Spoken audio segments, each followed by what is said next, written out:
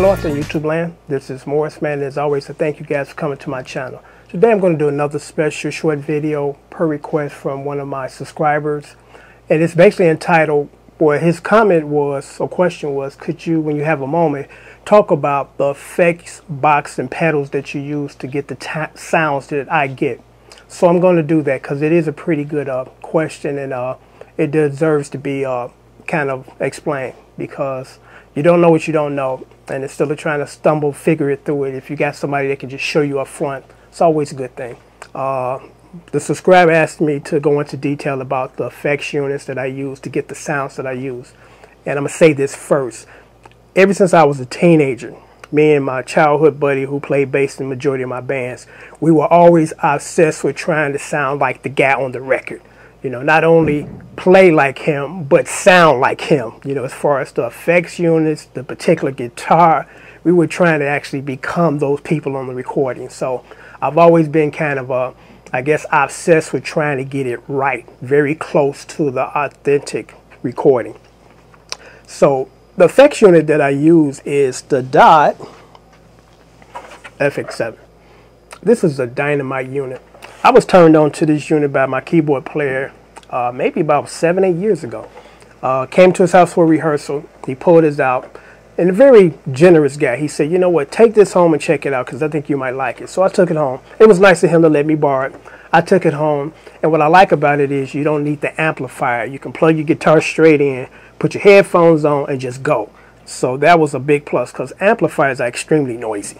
So he let me take it home, fell in love with it immediately. I came back and said, how much you want for it? He wouldn't sell it to me. You know, I begged him for it. He wouldn't sell it to me. So I went on eBay and I found 4 of them. And I bought all 4 of them because when I like something, I buy them in doubles.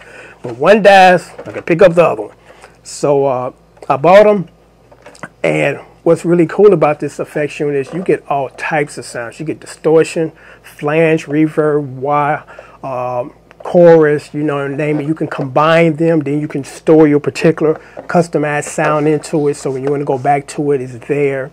Can't really say enough about this unit. This is what I use exclusively, and what I do is I plug it in, then I run it into my camera, so I don't have to use an amplifier, because a lot of people ask me, are you using an amplifier? What kind?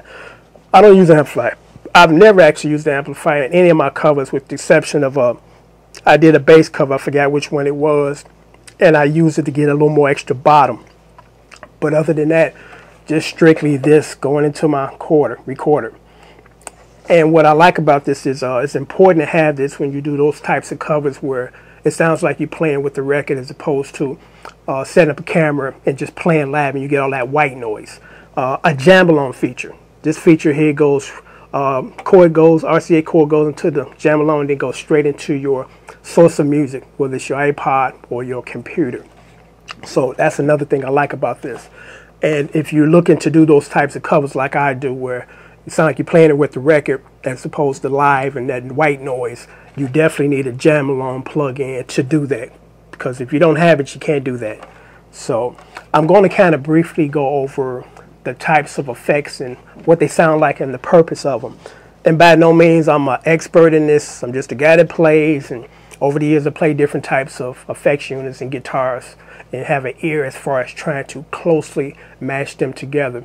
Because here's something interesting. When I did my cover of Van Halen, and I'm a big Eddie Van Halen fan, Unchained, what I love about Eddie is an innovator. He liked to do different things outside the box.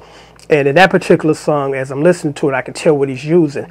Of course, he's using distortion, he's using flange, and then he's using, I want to say, like a slight echo to get that sound from that song Unchained, and that's what I used. I came really close to masking, or should I say matching his sound. Now I'm going to go through the different types of effects and the applications again. And it's important that not only, you know, if you're trying to get a certain type of sound as far as effects unit, you also need to, you know, get the right type of guitar, because like single chord guitars like Fenders, Stratocasters, Tellies, they have a bright sound, you know, naturally bright sound. And if you're looking for kind of a jazzy sound, I believe humbucker pickups, you know, because I really didn't know that until about a year and a half ago. And I got now more guitars in my collection than I've ever had, and they're diverse, they're different, because I used to just want to go buy 5-6 Strats, call it a day. But it's a good idea to start bringing in other types of guitars that I wouldn't normally play, but to get certain different sounds. And when I got my Les Paul, my Gibson Les Paul, and my J Tercer customized Telly, who has a humbuck and pickup in it, it gives you a warmer, thicker sound, like a jazz sound. So it's important to take in consideration the type of guitar along with the effects unit to get a certain sound. Again, I'm always attention to detail when it comes to my sound, comes to the way that I play things, because I try to play it close to the letter. And I'm just going to go down the list as far as effects, and again, their sound. The first one is reverb, and I think that's just about everybody's favorite. I got a friend that lives in Wales, and he said, we over here, we love it wet. And that term is they use a lot of reverbs on their recordings. I love reverb because it gives you kind of a bigger headroom sound. It gives your guitar a bigger voice as opposed to no reverb. It just sounds plain and flat. So reverb is very important, but you don't want to use too much reverb because then it sounds really, funky. It's just too much. The second one is chorus, which is my favorite. Chorus is kind of if I had to describe it, it thickens your sound. It kind of like makes your 6-string a 12-string. It makes it thicker. Again, you don't want to use too much chorus. The guitar player from The Police, Andy Summers, used a lot of chorus and flange and echo, and I love his sound. So chorus is a really good effect. I used to use it on vocals back in the day. We used to do background stuff, try to make it thicker, put a little chorus on there. The next one is phase. Phase is not one of my favorites, along with wah. They're kind of like the cousins of each other, and I'm not really a big fan of neither one of those. I use them sparingly because when you use it too much, it's kind of overbearing to me. A lot of people make fun about the porn movies, music, bone chicka bow wow. That's the wah wah thing going on. So I think the song theme from Shaft made that particular sound really popular during that time, but really not a big fan. It's something that you use sparingly. It's not something that you would use a lot. The next one is delay and echo. Delay and echo is cool. I like delay and echo because it kind of adds kind of that slap back effect. YouTube, the guitar player, uses it a lot, and Andy Summers again uses it a lot too. Distortion, of course. That's when you want to do the heavy rock thing. You definitely want to use distortion.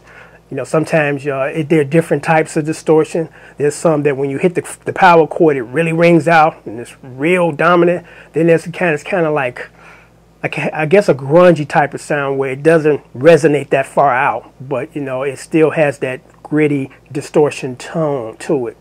And flange. And flange is definitely one that you use sparingly. It's not the type of effect that you want to use throughout the entire song, because it's kind of like a wild animal in a sense. It's a very raw sound, and to me, it's not. Usually, it's not pleasant to the ears. But again, when you're using sparingly in certain applications, it works. So I guess that's basically it. That's what I use. I exclusively use the DOD Fx7. Gets different tones, and like I said, and I stress that it's important as far as what type of guitar you're using to get the type of sound you want. Because again, if you want that bright sound, can't go wrong with the Telly or the Fender Stratocaster. You want a thicker sound, humbucking pickups on the Gibson, or jazz picks, Gibson pickups, guitar. So that's kind of my spiel on that. And hopefully this has been helpful to the subscriber that asked for this video and other viewers.